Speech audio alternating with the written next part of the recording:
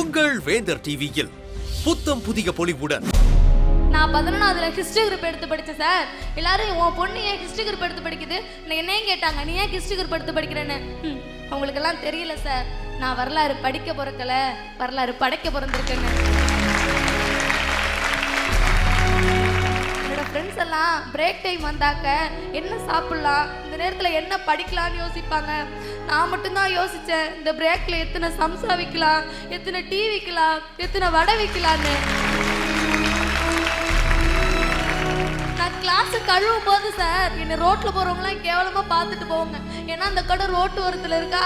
அப்போ எல்லாம் நான் அதை பெருசாக நினச்சிக்க மாட்டேன். ஏன் தெரியுமா, நாளைக்கு நான் நடு ரோட்டுக்கு வந்துடக்கூடாதுல்ல, அதனால அதையெல்லாம் பார்க்காம நான் வேலை பார்த்தேன். என்னோட கனவும் பாதியிலே நிற்குது, என்னோட ஆசையும் பாதியிலே நிற்குது.